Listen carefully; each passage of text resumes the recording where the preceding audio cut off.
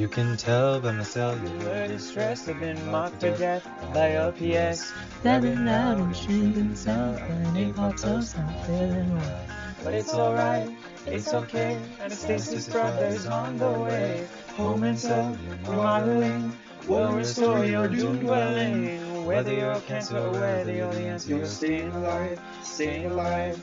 Feel the house breaking, your members shaking, you're staying alive, staying alive. Apoptosis, staying alive, staying alive. Anastasis, staying alive.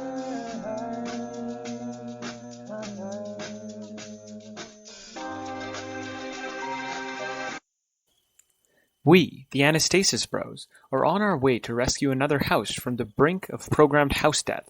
These houses were programmed to be irreversibly repossessed by macrophages. However, recent studies reveal the recovery is possible, even after reaching the point of no return destruction events. Join us, me and my bro, on this adventure today as we see two families, each with a dream to fix up their homes.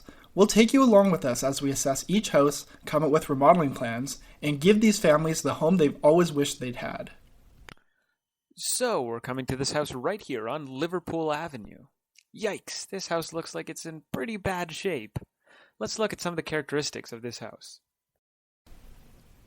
Right away, I can see that the house is covered with phosphatidylserines. That's no good, bro. The phagocytes and dendritic cells are going to see that and demolish the house. They would engulf the house by binding to phosphatidylserines with proteins such as MFGE8, Gas6, and MERTK. We have to fix that. Let's take a look inside and maybe greet the homeowner. It's nice to meet you, apoptotic liver cell homeowner. Can you tell us a little bit about what's going on with this house? Nice to meet you too. A few days ago, a massive party left alcohol all over my house, and everything began falling apart. If you look around, caspase 3, the executioner caspase, is squatting in my house.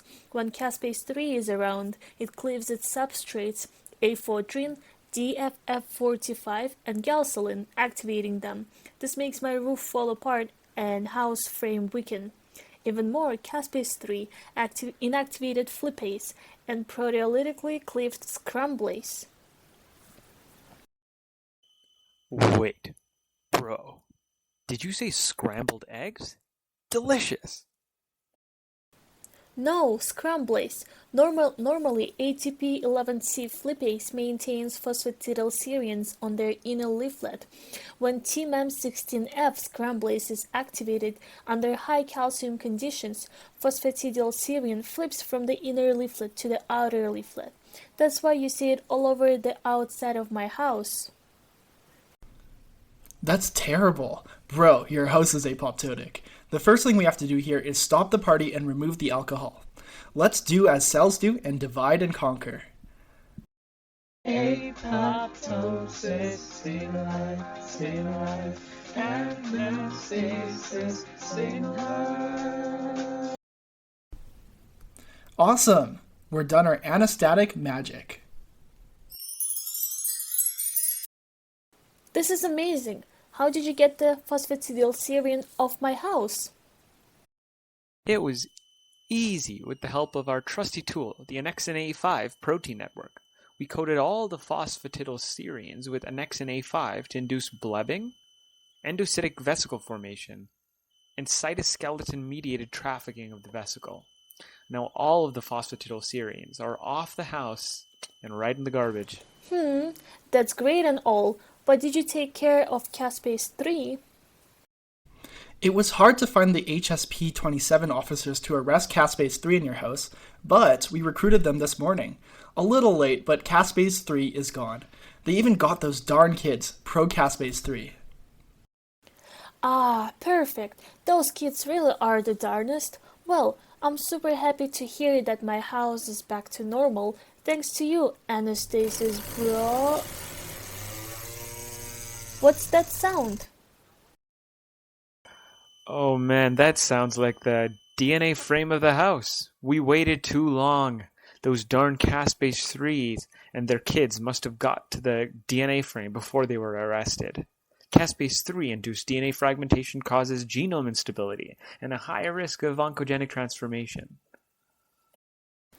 Oh no, my house is going to become cancerous now and damage the houses nearby.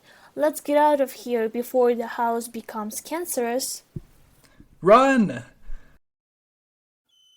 This is horrible. It seems like cancer is spread all over Liverpool Street. My neighbors are going to be livid. Have you ever seen something like this before? Unfortunately, many of our house renovations go this way. Even though most of our renovations tend to go well, some of them do end up producing cancer. It happened on Lung Street, Brain Avenue, Skin Crescent, and Pancreatic Lane. Most of the houses that end up turning cancerous do have DNA foundation damage like yours. What's funny is cancer spreads on most of these houses. Sometimes we even found these houses actually moving. Turns out they had metastatic house wheels. Is there any way you guys can fix a cancerous house? Well, not yet, but we are getting there. We've noticed a lot of the same genes lying around in the cancerous houses, like the ones from MMP and Co., or the ones from VEGF-A. So, maybe we can just start removing those genes when we find them in a client's house. This is all experimental right now, though. For now, just know this. We take no legal responsibility for your house. Sounds great. Thank you so much, Anastasis brothers. Hey bro, look at this house. They've been doing construction for months, but every time we pass by, it just seems like it's in worse shape. Bro, that's whack. I heard a rumor through the cell line that a distinguished neuroscientist lives here, but the reactive oxygen species and nitrogen species got angry at him. I've set up an appointment for us to see what's going on and what we can do. Hey there, we've noticed the state of your house. What's happening? It's been awful. These ROS and RNS slugs have invaded my home and seem to have a high affinity for all the mitochondrial DNA living in my poor powerhouse.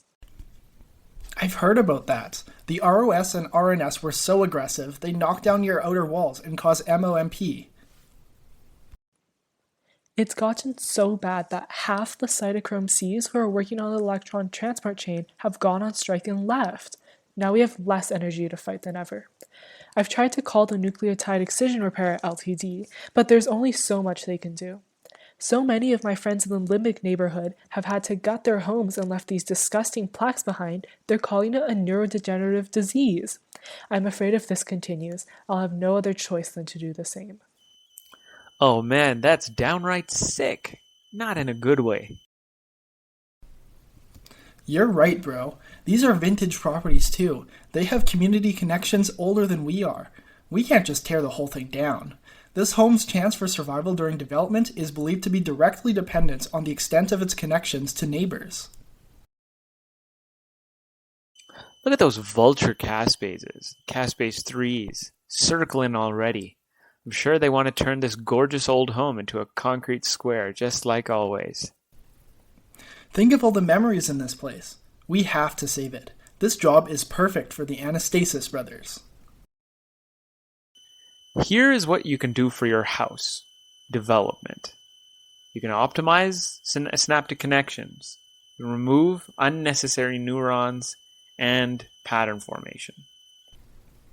Mounting evidence indicates apoptosis pathways may be activated during neurodegenerative diseases, resulting in improper loss of neurons.